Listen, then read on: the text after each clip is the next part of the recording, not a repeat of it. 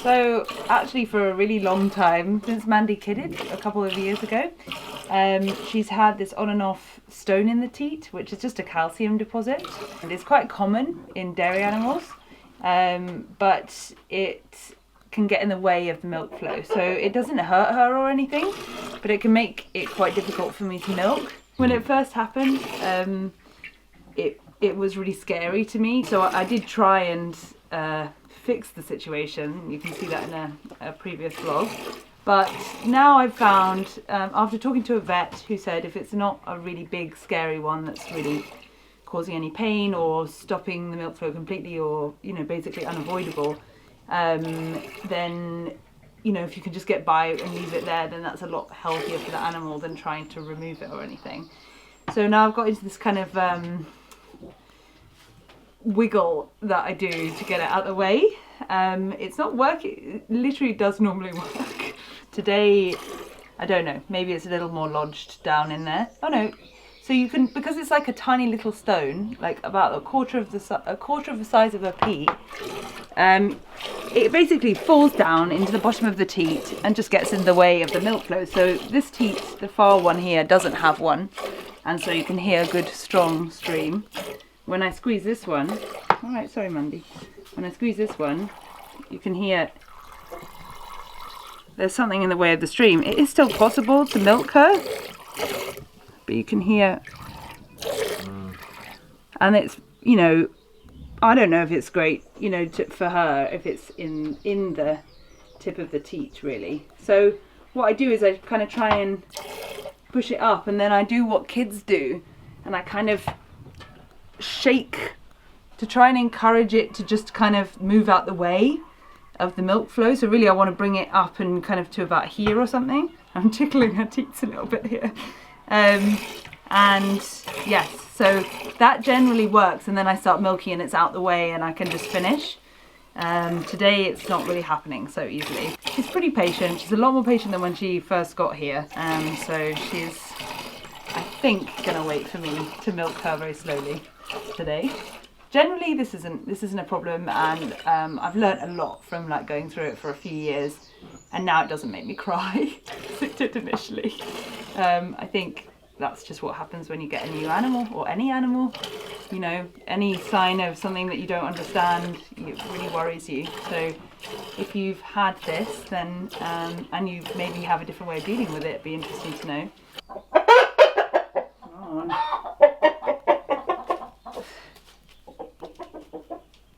He's such a sucker for his new girlfriend.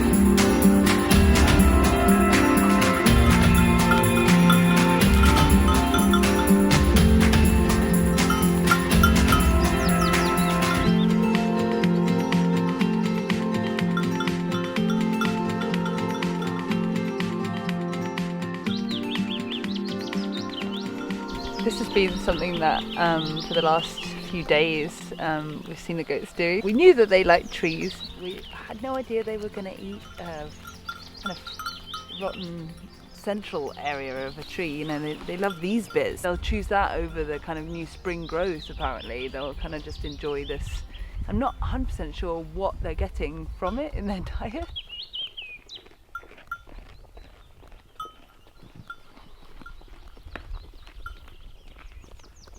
You know, I've seen peat, lichen and moss and things off of trees, and I've seen them debark trees obviously and eat the young growth off of trees. I didn't know they were part of the kind of breakdown of an old tree, and I find that quite interesting because you often just think of, you know, small kind of invertebrates and things, you know, being part of that, and I wouldn't normally think of a larger animal eating down, kind of, well, helping with the breakdown of an old tree. Hello. You think I'm enjoying it too? There we go. It does look like a biscuit. Like a rich tea. Yeah, it's got the same kind of slight crumbly but Dry. Quite dry. P, you need a cup of tea to dunk that in. She loved it. She likes beer, so I think she probably liked tea. We don't feed her lots of beer, by the way, that just happened once.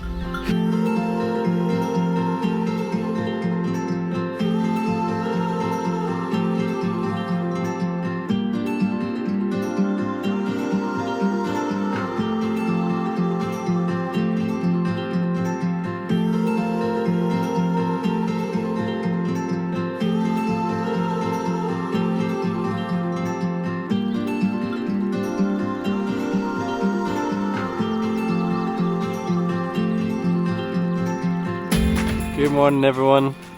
So it's another lovely day in Aberdeenshire, and Rosa and I have just walked the goats up to the north field. It was a bit of a slow walk, wasn't it? But it was quite nice. They've got their little grazing spots along the way now, so they've gotten used to that. So it always takes quite a long time to get them up here, but it's actually a really nice time to just think about the day ahead and just observe other bits of the farm, because we're normally on the other side of the farm at this time of the year, mostly just with the market garden being on the east side, and we're more on the west right now.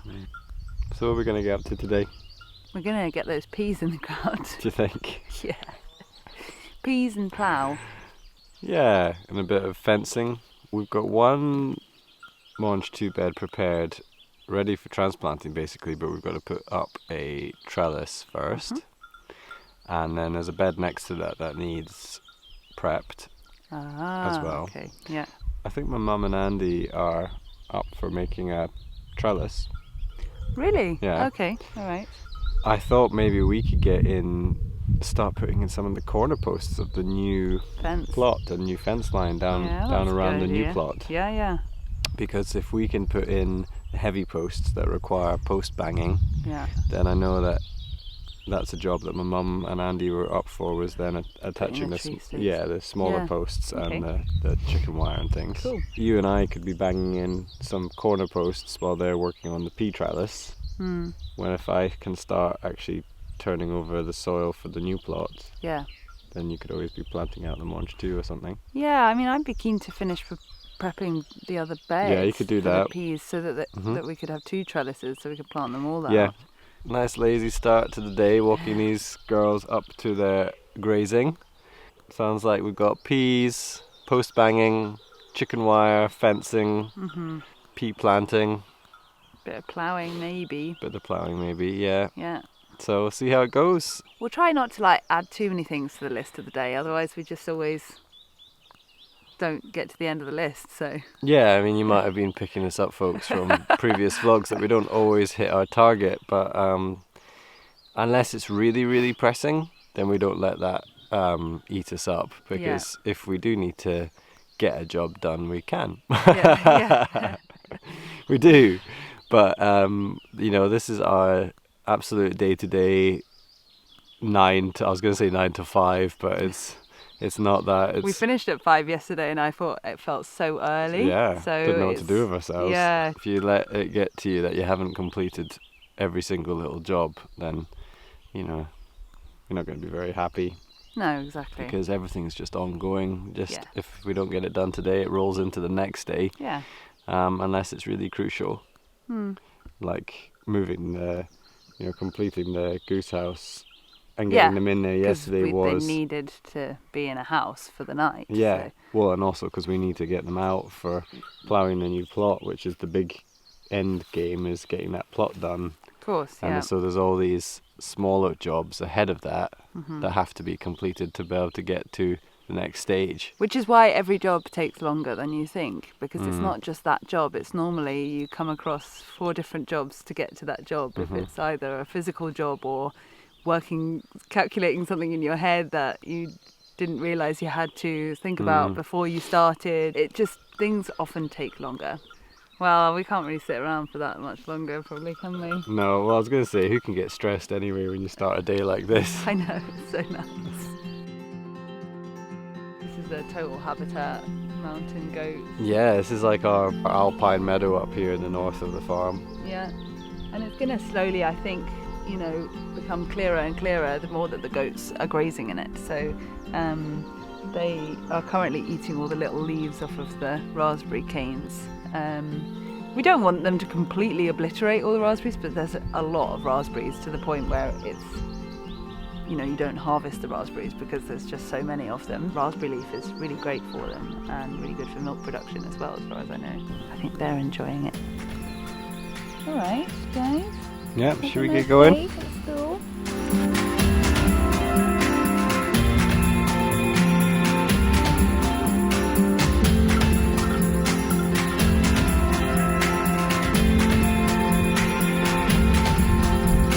Something we haven't told you guys that we are going to hopefully be having quite soon, some bees here at Tappanoth.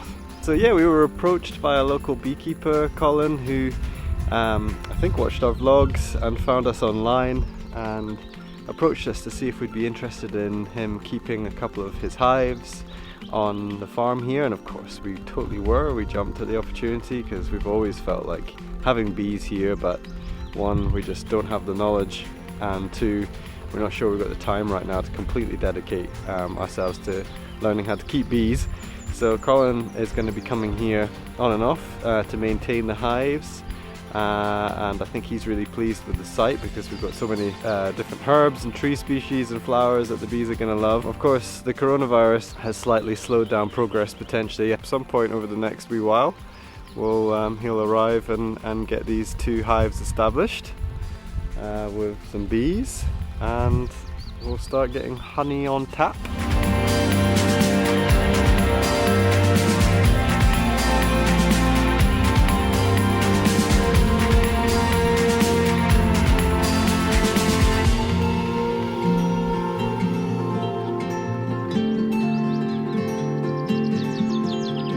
So actually, there's not so many weeds in this bed. It's really more what you can see is some red Russian kale, and that's just from last year's crop. Because we didn't turn the beds over or anything, we just broad forked.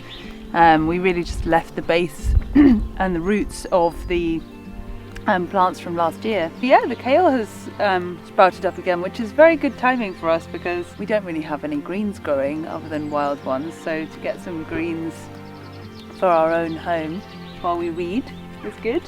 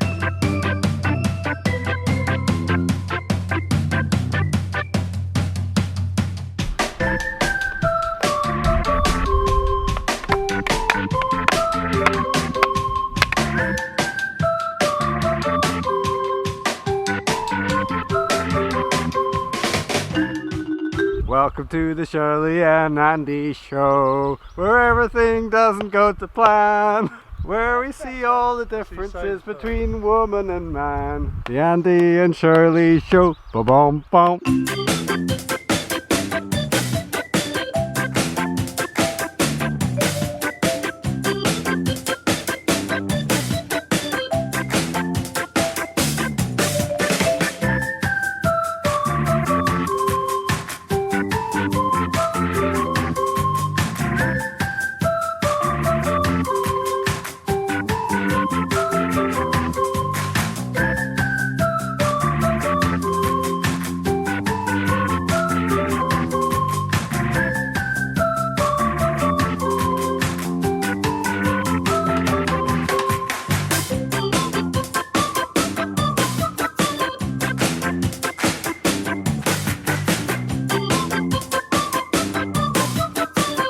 Managing, dear?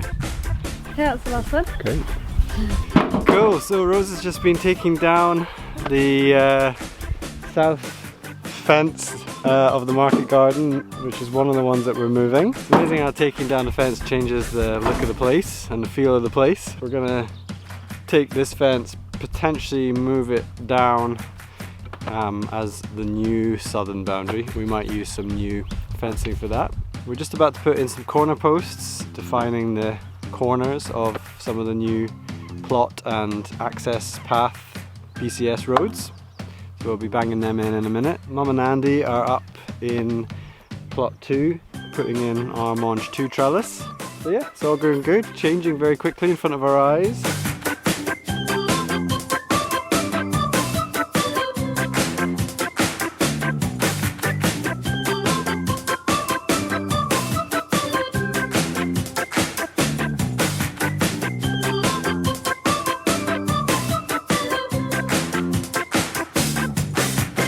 Walkie-talkie on your welly boot. That's well cool, that is. You're just jealous. Yeah. Alright, lunch over. We're back outside in the market garden. Myself, Rosa, my mum and Andy. We've got Mum and Andy on the job of starting to put up the new market garden perimeter fence, the south side. So before lunch I managed to bang in corner posts, and now we've got these two just pacing out. We're going to put these smaller posts every 2 meters. This will be a gate. We've got this string up so that they can get the stakes in the right place.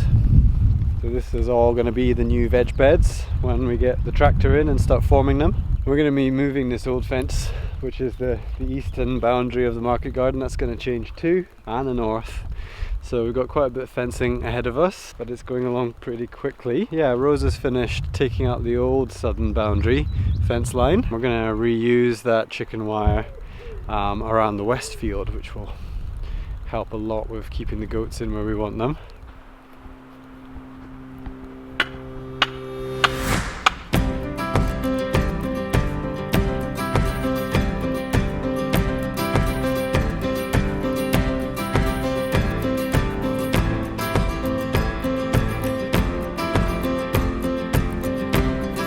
Right, that's the fence posts in for this southern and slight eastern side of the market garden fence, and now between us all we're getting the wire fencing up. It's just really just to keep out rabbits. Not that we've got a huge amount of them, but now and again we see them. Maybe the odd badger. Got the goose house here, which we need to get over to the west field.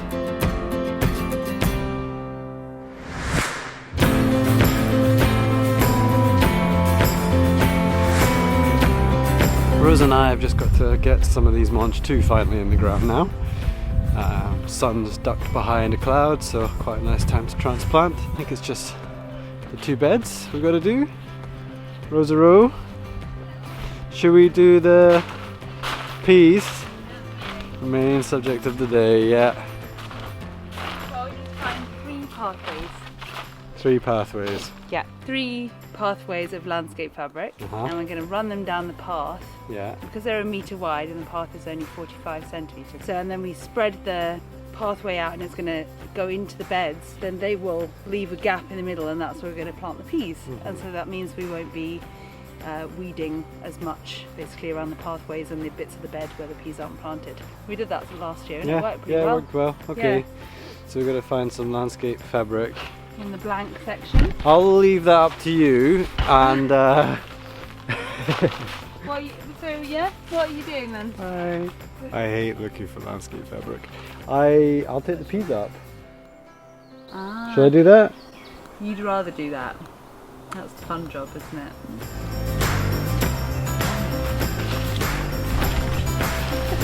I'll come and help in a minute. Peas are out here on the hardening off table. We've been being very hard on them, getting them used to the outside world, outside of the safety of the polytunnel. It's a big bad world out there. So we're going to take these Munch 2 up to that plot up there. I think this is where we employ some sped up film.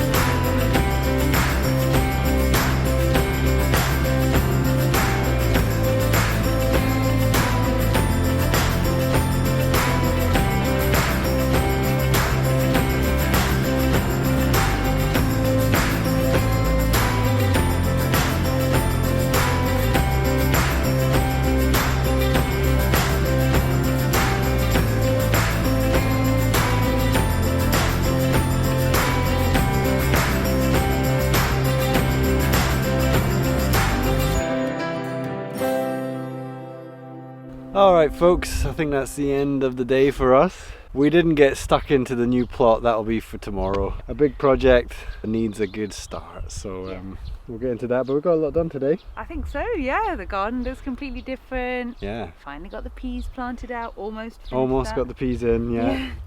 Mum and Andy got that fence up. Well, the beginnings of the new perimeter fence is up, looking really nice. It's amazing how that's changed the look of it. I think it's some of the best fencing that we've done since we moved in. Yeah, it looks really good. So yeah, good day. We made some progress. I feel like we've kind of got the ball rolling for a lot of different parts of future projects and things here. Just got to go and do our chores, bring the goats down from their northern field paradise, get the eggs and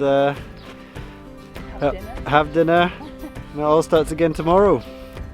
Yay! Alright folks, thanks so much for watching. Hope everyone's well out there, and we'll catch you next time. Bye! See ya!